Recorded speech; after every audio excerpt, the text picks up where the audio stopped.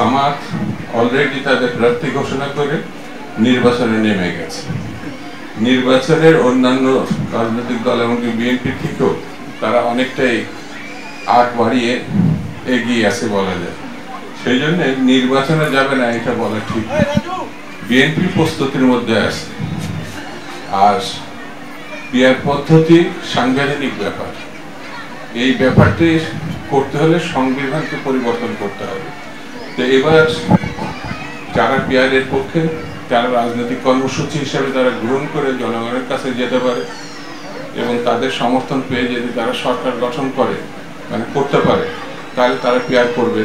আর পিআরের দায়িত্ব তো বিএনপির কাঁধে না। আমরা 31 দফার ভিত্তিতে নির্বাচন করব।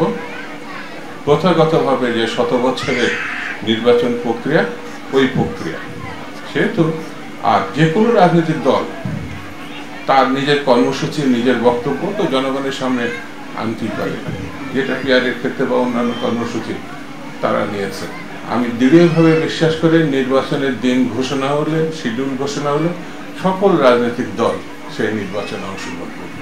আমার দলের প্রতিজ্ঞা খুব পরিষ্কার, গণহত্যাকারী লুটেরা তাদের এবং তাদের সংগঠনকে বিচারের আওতায় আনতে হবে।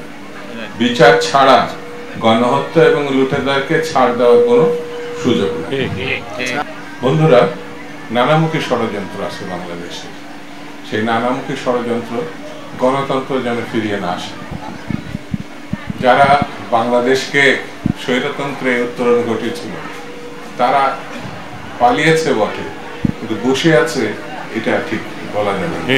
সেই জন্য যারা গণতন্ত্রের সপক্ষে শক্তি, গণতন্ত্রের জন্য রক্ত দিয়েছেন, লড়াই করেছেন, এখনো করছেন, তাদেরকে সতর্ক থাকতে হবে, সজাগ থাকতে হবে।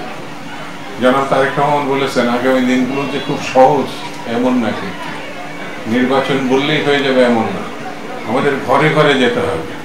সে কি বৌদ্ধ, কি খ্রিস্টান, কি হিন্দু, কি মুসলিম। যদি মনে করি এই স্বৈরতন্ত্রে আমাদের পাহাড় প্রমাণ ভূমিকা আছে, মানুষ লিখেছে, মানুষ আমাদেরকে ভোট দিয়ে দেবে, এই কথা ভেবে ঘরে বসে থাকা যাবে না।